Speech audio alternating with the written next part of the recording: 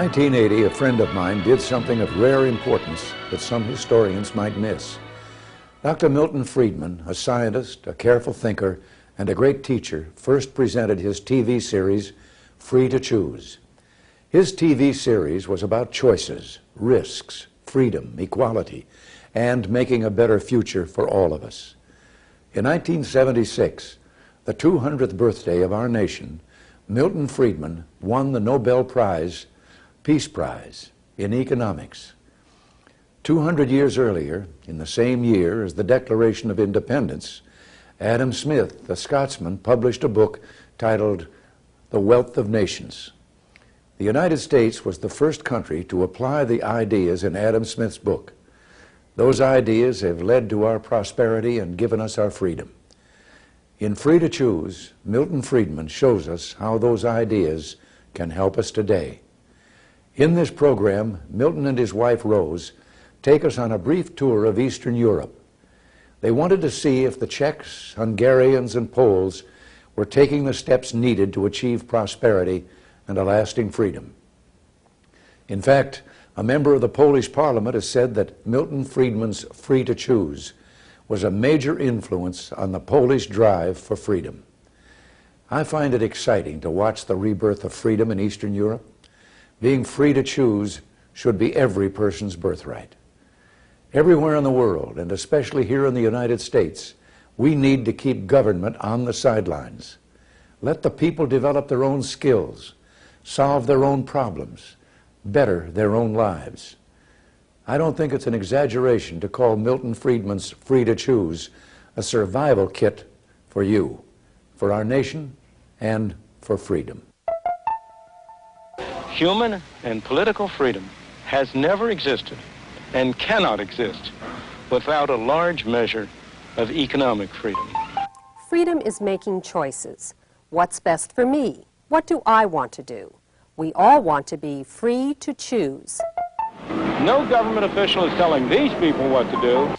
Parental control, parents choosing the teacher, parents monitoring the schooling. Free to live your own life, pursue your own goals, chase your own rainbow, without the government breathing down on your neck or standing on your shoes. Most of us would choose prosperity if we could, but what's the best road to that goal?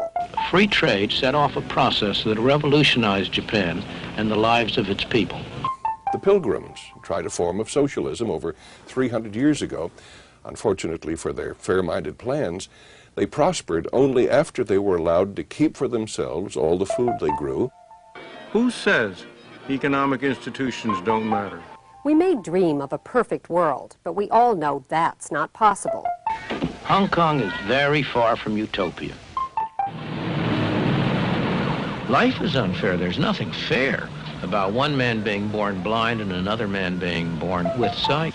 I do not know any exception to the proposition that if you compare like with like, the freer the system, the better off the ordinary poor people have been. Dr. Friedman has spent a lifetime studying freedom and prosperity. To him, the lessons of history are clear. People are better off making their own choices, better off not relying on government. Free to Choose is a survival kit for you and for liberty.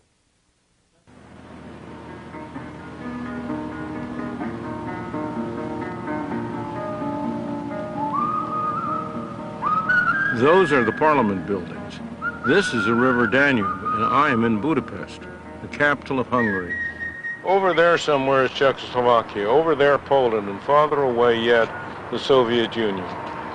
Socialist states that started out with the very best of intentions, intending only to improve the lots of their citizens. They all ended up making the people poor, miserable, and into slaves. And every one of them has been learning that lesson, that socialism is a failure. They are all trying to move in the direction of a free, private market. What happened here in Eastern Europe was a major event. The first time in history that totalitarian countries decided to move toward free markets. Will they succeed? That is a question that brought my wife Rose and me here. As economists, We wanted to witness the most exciting experiment in political and economic organization that is likely to occur in our lifetime. In the center of Prague, there's a famous cafe, a relic from the days when Czechoslovakia was one of the wealthiest countries in the world. Today, we find only faded elegance, a pale echo of a productive past that was created by market incentives. What happened? Communist central control. That's what happened.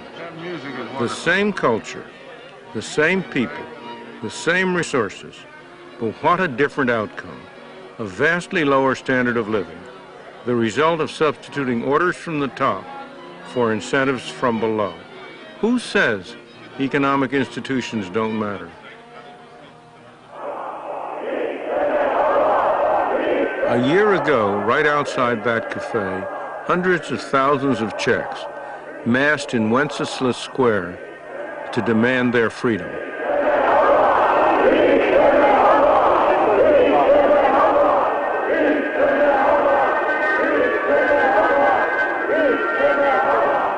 This is where it all happened. In 3 days, they got political freedom. The hopes were high. They thought economic miracles would follow quickly. Yet now it's a year later and almost nothing has happened. Political freedom can be achieved rapidly. Economic freedom and prosperity is a very different thing. And that's what's beginning to dawn on these people. In reality, they are not yet free. They are still the victims of thousands of controls the communists put in place. If the newly elected governments are going to keep the support of the people, they must give them real freedom, and they've got to do it fast. That was the secret of Margaret Thatcher's success in England. She had a well-worked-out program, and she put it into effect right after coming into office. It was the secret of Ronald Reagan's program. On the other hand, Menachem Begin in Israel came in without any plans whatsoever, and he ended up a failure.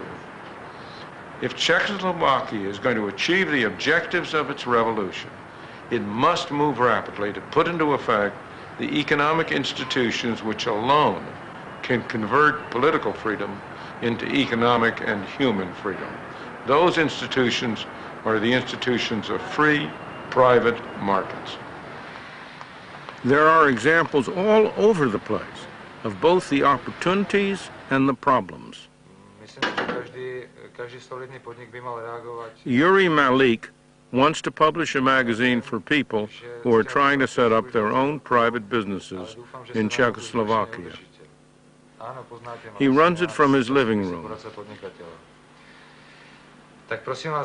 It's a small family enterprise.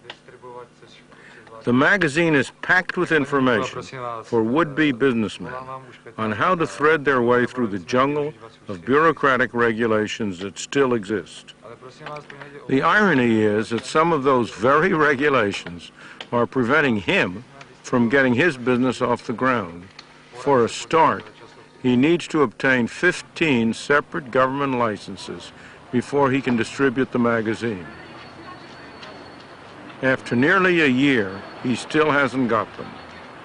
He's had to come here again and again to this government licensing bureau to try to persuade a bureaucrat to allow him to do business.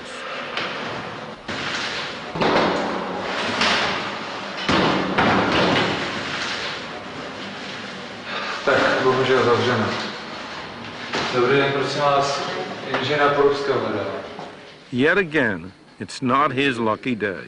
A kdo by mi to mohl říct? Tady v kanceláři. Jo, děkuji, já se podívám.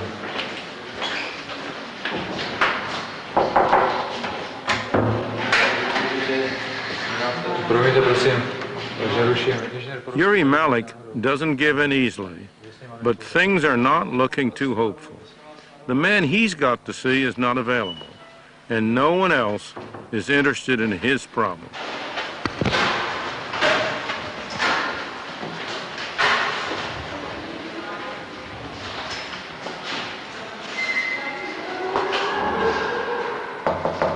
The Czech government owns all the newsstands, the bookshops, the nationwide distribution system, which is controlled from here. There's one way, and only one way, to put an end to all this nonsense. The government must get out of business and stay out. It must transfer these assets into private hands. These are the kinds of forms you have to fill out in this country in a place like that if you want to start a business or get anything done. But if you think that only happens here, tell me, when was the last time you stood in line to get a driver's license or a registration plate? Or do you know anybody in Britain or France or Germany or the United States who has built a house sometime in the last 10 years? Ask him what he went through. Years ago, I asked a graduating student at a communist university what he was going to do when he got his degree. He said, "I don't know. They haven't told me yet." The people around here were told not only where to work, but also where to live. In these concrete blocks, thousands of identical prefabricated housing units, each one the property of the state. Maria and her husband live in one of them with their 2 children. Some years back, they were put here by the Czech communist authorities and given jobs nearby, but they've never liked the place. Yet even now, after the revolution, they can't move. There is no excuse for any of that. Housing can easily be converted to private property, and one result would be that people could sell their homes and move to get better jobs, or just to go and live where they really want to. All sorts of new opportunities would open up.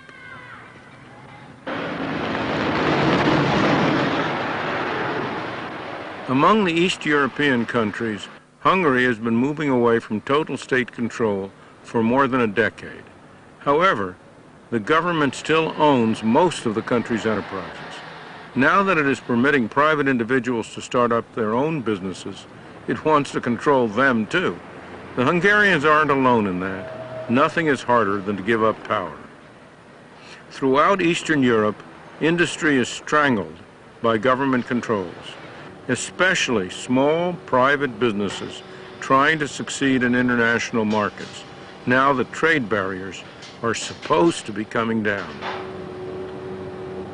This place makes electronic circuits for cheap consumer goods, like alarm clocks and toasters. Their competitors in Hong Kong and Taiwan may smile when they see this as their competition. The machines are all 10 and 20 years old.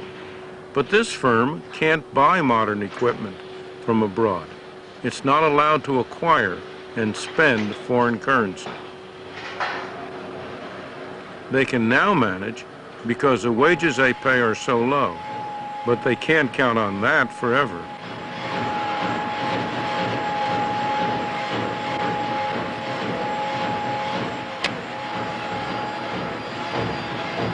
Sooner or later, the owner of this business will be trapped.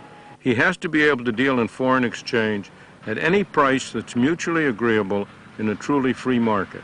That's what's needed to set him free.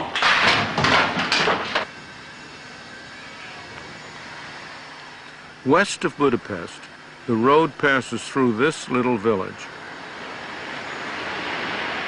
It's mainly a farming community, but there is also a small cooperative that processes wood for house building. It's owned by the workers. With a construction boom just around the corner, they can see an expanding market for their goods, but they need more equipment. That's their problem.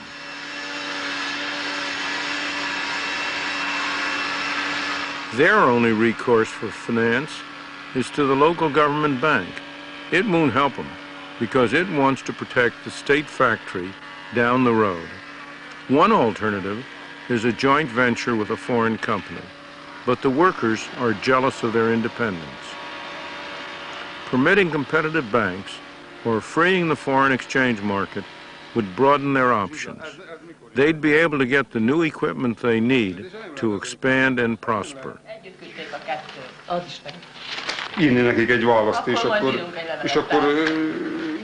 As it is, the only way that they can break out of their quandary is to break the law by buying foreign exchange on the black market. And that's what's going on here. Money hustlers trading in foreign currencies. Corrupting, yes, but also serving a real function by promoting business efficiency. It should be legal, not illegal, done through private banks, not on the street. Government can promote the transition to a free market in two very different ways. One way is simply to get out of the way. Let dozens of Rubik cubes emerge from the ingenuity, enterprise, and drive of the Hungarian people. Another way is to try to plan the transition. That way, one thing is sure.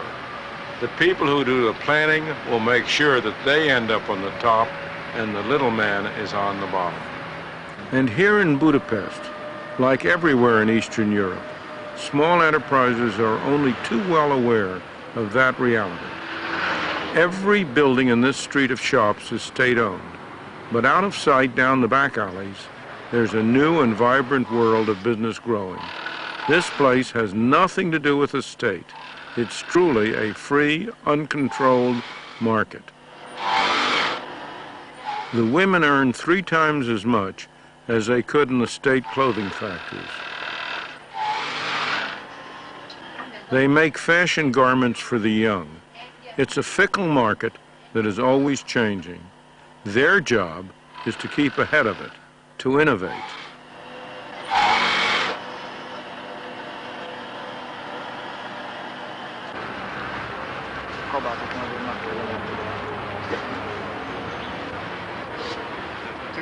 The clothes are sold from market stalls and trade is thriving.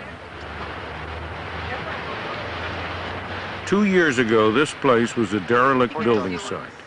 Now, taken together, all the stalls have the annual turnover of a good-sized department store, simply because the market has been allowed to develop without state interference. Imagine the effect if production all over Hungary, Poland, and Czechoslovakia were set free like this. Here's another real success story, this time in Czechoslovakia.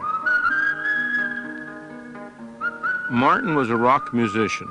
Today he makes documentary films.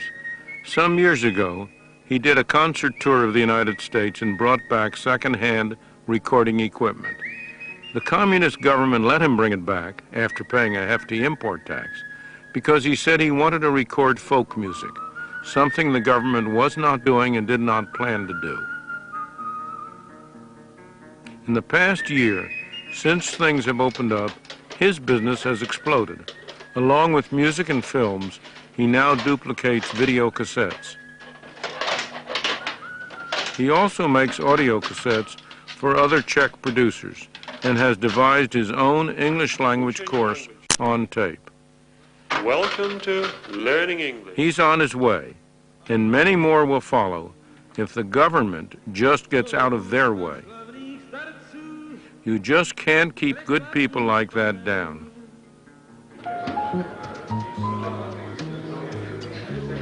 The guests at this party aren't much interested in self-driving entrepreneurs like Martin. High-powered business executives from North America and West Europe, they're interested in bigger game. They are here to do business and make good profits for their firms. They'll do it by arranging joint ventures between their Western companies and government enterprises. To succeed, they have to get on the right side of the politicians and the bureaucrats who are in charge. It's large-scale lobbying, very much in the Western manner. The danger is that in the process, local government bureaucrats and big foreign business will end up freezing out local entrepreneurs. The government to do. Yeah, but Les is very aware of the fact that the government is worrying about selling out the country. The assets of Hungary belong to the people of Hungary. Right. I do not believe they should be sold. You're a citizen of Hungary. Who owns the state enterprise? Okay, the society as a whole. Not the society, the people. Well, that's well, give it to the people. Yeah. In finance ministries all over Eastern Europe, the talk is all about privatization. But rhetoric is one thing. action sometimes very different. One example is in Prague, where Václav Klaus, the finance minister, is desperately trying to free the Czech economy. They are doing the same exactly.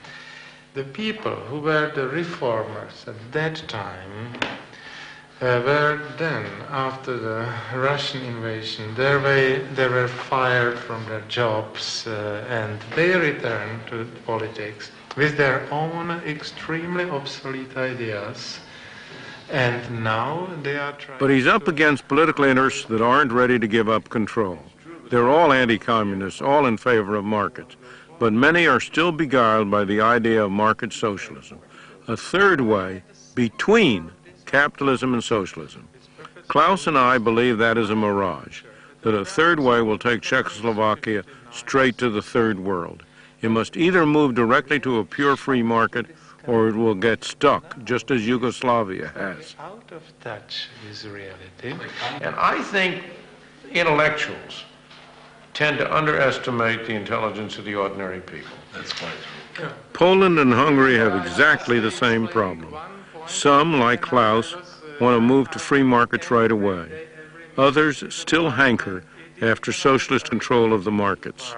Those who use the word naive citizens, they are the interventionist economists and the other. So this is my speech in the parliament half an hour ago. So for us it's everyday debate, discussion, exactly. Political power is limited, but economic power is not limited. And you can have, if you have one millionaire, you can have another millionaire, you can have another millionaire, without anybody else being worse off. In fact, everybody else will be better off. And it seems to me, again, that the people understand that. I can't believe that your ordinary people here don't. They know. Overnight you can make a change if you only get the government off the back of the people.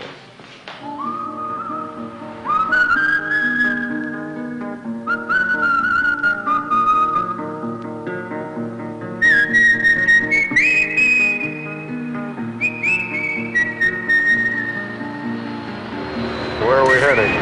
We're heading up, all the way up here. Fine. We'll get there. Let's not get any more gas than we need to. What is it? It's about $1 a liter, which makes it about $4 a gallon of gas.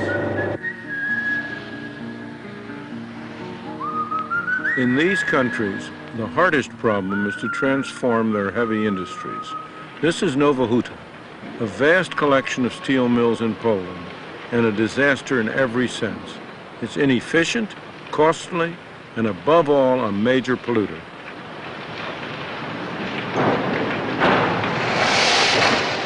The best thing to do with places like this would be to bulldoze them, but that's almost impossible. They are too well shielded by special interests, the unions, the bureaucrats, and all the other political interests on the fringes. The communists socialized the means of production. They tried to run everything from the center. It didn't work. It was a mess and a failure. We in the United States, on the other hand, have been socializing the fruits of production. That is, the government has been taking money from some people, the people who produce the goods and services, and giving it to other people who do not produce goods and services. The end result is likely to be the same loss of incentive and organization if we carry it too far. That's one lesson we should learn from these countries. A year ago, the cornucopia of fruits and vegetables and other things in this street market were simply not obtainable. It's one of the first signs of the flowering of enterprise under the new regimes. This market is in Krakow, Poland. Look at what he's got, Rose. This is what you're... Goods are readily available now only because the government eliminated price controls, allowing the market to set the prices. Like a miracle, overnight the stalls had goods for sale. This gentleman sells bulbs and seeds. He's happy in the market, but many traders would like to set up in stores and develop on a larger scale. At the moment they can't. The stores are all owned by the state. The traders are stymied unless and until the stores become private property. When they do, the market will get another boost. This youngster is 16, and he's still in high school. But this is Saturday, and he's in the market selling jeans from Thailand, making a little money for himself. He's studying to be a gardener, but when I asked him what he was going to do when he left school, he had no hesitation. He was going to be a businessman. There's the hope of Poland. Everybody knows what needs to be done. The property that's now in the hands of the state needs to be gotten into the hands of private people who can use it in accordance with their own interests and values. The problem is how to do it. Now that you've got some degree of political freedom, there's an awful fight going on about who's going to get what share of the total pie. Everybody wants a little bigger piece. It's a political minefield. But unless that minefield can be gotten through, the game is up. It will be a failure. If it can be gotten through, then you will have an opportunity for these resources to be used the right way for the right things. We in the West know only too well how hard it is to get the government out of something once they've been in it. And here in Poland, they've been in it for 50 years and in a much bigger way than in the United States. So they got a real job on their hands. It would be silly of us on the basis of a brief trip to try to judge how successful these countries will be in doing what no country has yet been able to do, transform a totalitarian state into a prosperous, free society. If this experiment is successful, it will not only transform Eastern Europe, it will also offer an invaluable blueprint for the economic development of many poor countries. You know, nothing is more striking than the wide differences in the standard of life of people who live in different parts of the world. Why? Not because of race, or religion, or culture, or natural resources. After all, the Chinese who live in Hong Kong and in Taiwan are of the same race and background as those who live in Red China, yet their standards of living are vastly different.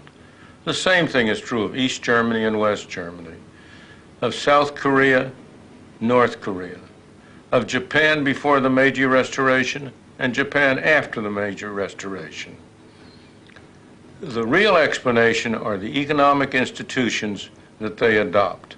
Free private markets versus central planning. The countries of Eastern Europe have finally overthrown their communist masters who foisted central control on them. They have the rare opportunity to write on a clean slate, to create the institutions of private property and free markets that are the only ones that have ever achieved widespread prosperity and human freedom. We in the United States, on the basis of our experience of the last 10 years, know how hard it is to cut a government down to size. We hope they succeed better than we did. If they do, we will learn as much from them as they have learned from our example.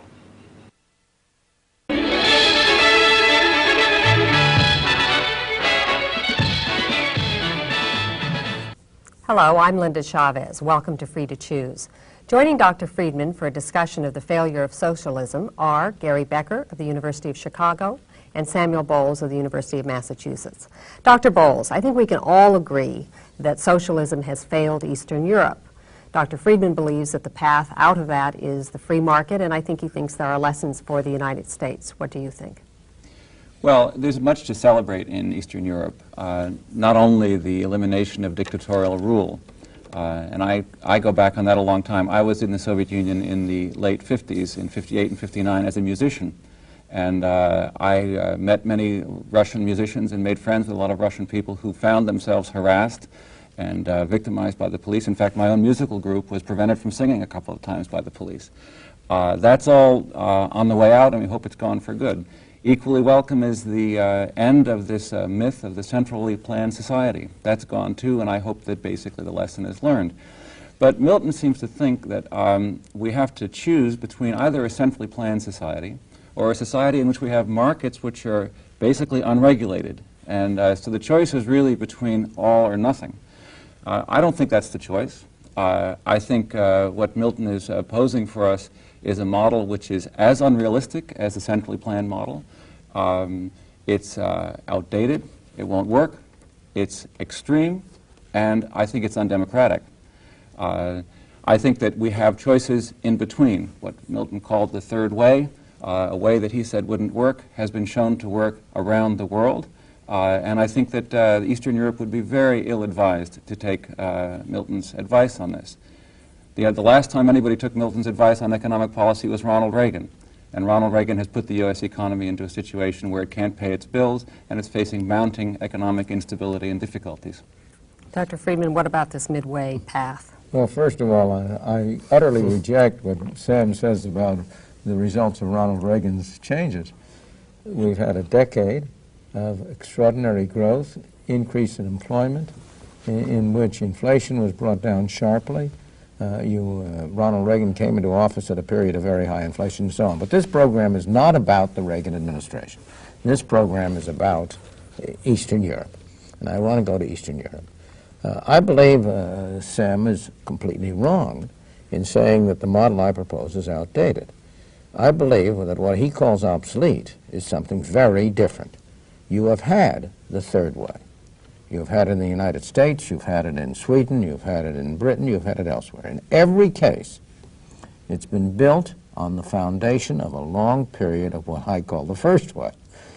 The United States had 150 years of essentially a free private market before it launched on this period of the welfare state. Same thing was true in Britain. The same thing is true in Sweden.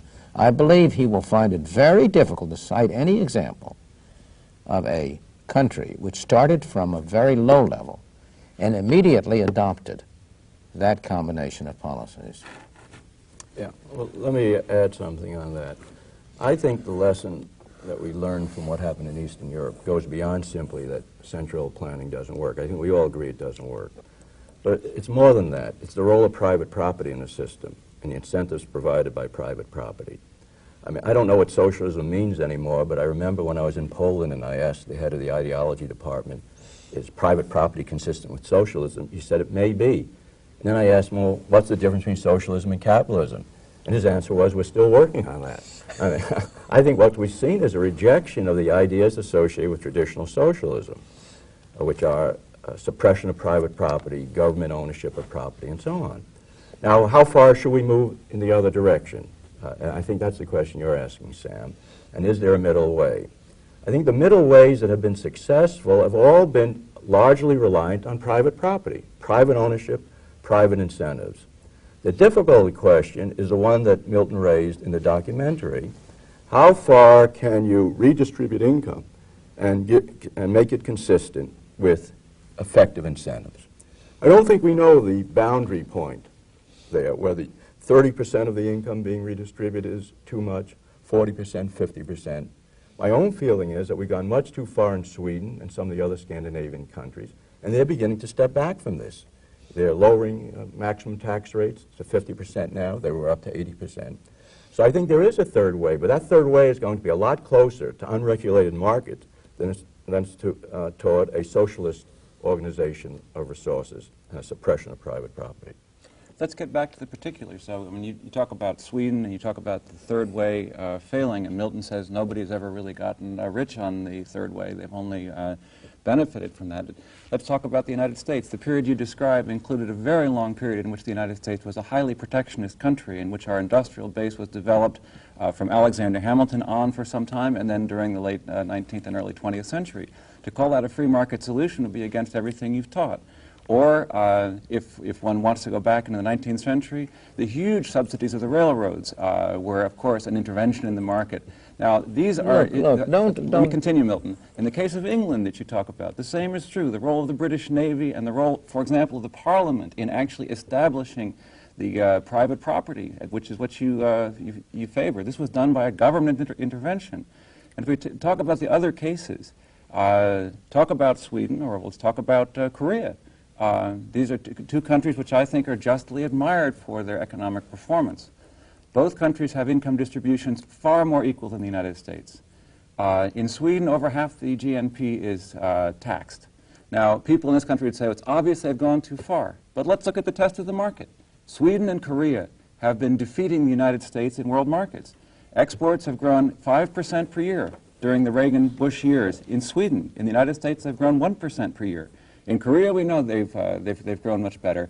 If you want to go on to Norway, where much of the investing is done by the government, they've grown their exports even faster than Sweden. Meanwhile, we can't compete in world markets. So the lesson of these countries is if you look at the facts, Milton, a combination of government regulation and the market works. I agree with Gary. I think private property is extremely important because the incentives associated with owning the results of your work is essential. But private property does not mean that we have to let the market go unregulated. And all the evidence is that the countries that are beating us in the world markets today don't do it. They're not that dumb. Japan doesn't do it. Korea doesn't do it. Sweden doesn't do it. Let's not throw straw men around. Obviously, I am not in favor of no government. Government has some very important roles to play. Those are very limited. You take the case of the United States during the 19th century and of Britain in the 19th century. At the time of Queen Victoria's Jubilee in 1899, total government spending in Britain was 10% of the national income. Throughout the up until 1929 in the United States, except for periods of Great War, total government spending in the United States was about 10% of national income. Now that's a very far cry from a government which spends over half the national income, as is true in Britain, and a little less than half in the United States. Similarly, you are opposed to capital controls. You're opposed to telling people they can't move their money internationally. That's what Korea does. You're opposed to... Absolutely, and I think Korea makes a mistake by doing it. Well, Korea has beaten us by exactly the policies that you're opposing. And so has Hong Kong. And Hong Kong has beaten us by the policies I'm proposing. Well, so we have to, and besides beating us, Milton, I don't interpret... said that there is no middle way. And if Korea's not a middle way and Sweden's not a middle way, then I'd like to know what you'd call it. Korea's a lot closer to a market-oriented economy than any of the economies we've been talking about. The government approves the heads of the banks in Korea. It does. They nationalize their steel industry and have one of the most efficient plants in the world at Pohang. I mean, you know, if you call that a private economy, I don't think Milton... What fraction of resources in Korea goes through the government? A tremendous fraction if you take account of the fact that the banks are centrally run and they control the credit allocations there, and they don't let people take their money out of the country. I'd like to bring this discussion back to the United States for a moment. What about socialism in the United States? There has been one area where we have tried to redistribute wealth. We have done that through our welfare policies, through Social Security. Has that worked? Some people have benefited, but taken as a whole, I think it's been a failure. I agree with that. I think the big problem in the United States has been, of course, some of the welfare programs have been successful, but by trying to do too many things, the United States the government is no longer doing the things that it should be doing. We all agree there are many things government should be doing, and I agree with Milton. It's a straw man to say there's an issue between no government and 100% government. The question is, what are the tasks that government should be doing? And I believe the tasks are, of course, defense against outside aggression, internal protection, and some infrastructure, protection of the people who can't make it, a safety net.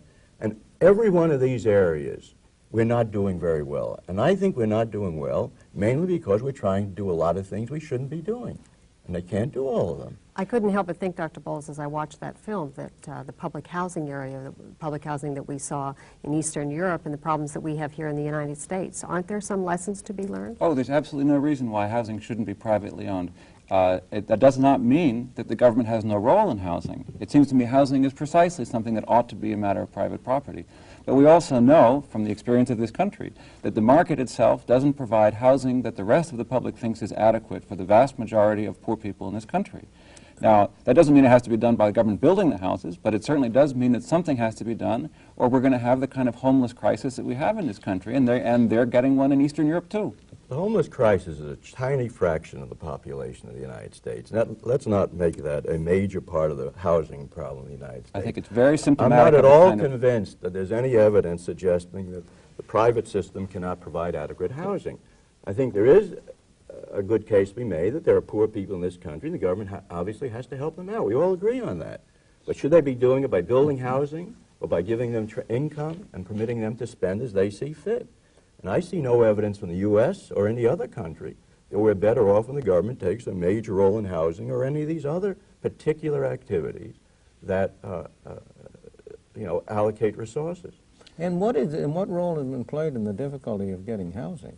By government interventions, by rent control, by excessive building code regulations, many of which are designed to protect the interests of special groups. Look, Milton, the those have played a very large role. The homeless people are homeless because they're poor and they're out of work. They're not homeless because of rent control. I beg your pardon. Not all of them aren't. Of course there are some like that, but the existence of rent control has certainly increased the number of homeless.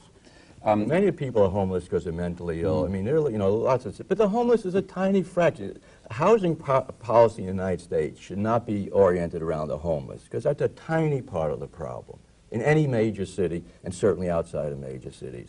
If you look at the bulk of housing in the United States, I see no evidence that cannot be adequately provided by the private sector.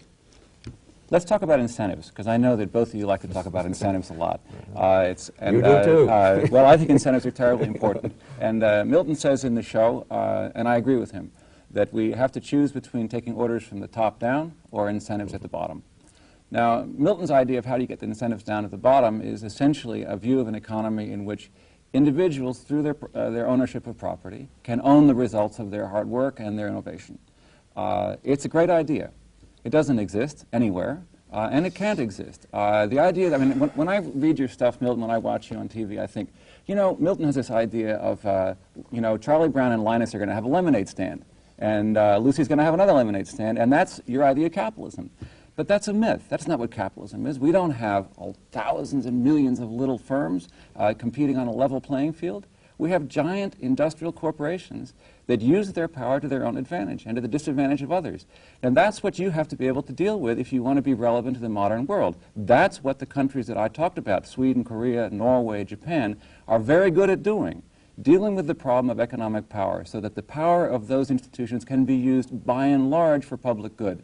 If you ignore them with this lemonade stand capitalism myth, you're simply giving those powerful centers of wealth and affluence free rein. It's a strange thing that not a single one of the countries you've described has a standard of living as high as that of the United States with respect to the bulk of its population. Yes, and the United States got its standard of living through precisely the policies that you've opposed, such as protecting our industrial base from Alexander Hamilton through the McKinley tariff, to subsidizing the railroads. Part of you, I'd be very happy to go back to 19th century U.S. policy. It was a tiny part. The government, sure, they did some things, and maybe they built canals and so on. I agree. I had a colleague at Columbia who did a lot of work in that area. But it was a tiny part of the economy. And let's go back to resources that went through the government at that time. What was it? 10% of the maximum? The largest employer of the government was the postal system. That's the main thing the government was doing. Some tariff policy, to be sure, probably hurt us, and a few other activities. And let me come back to the other issue you raised, Sam.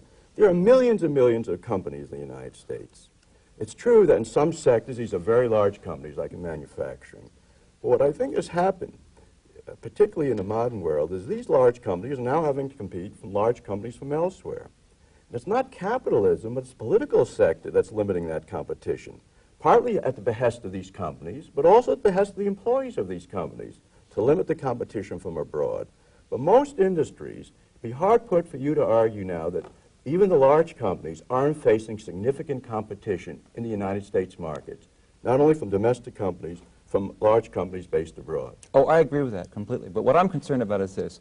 If you look at, if you work in, say, General Motors or IBM, you're a secretary or you're a production worker, what you're getting there is you're getting orders from the top down.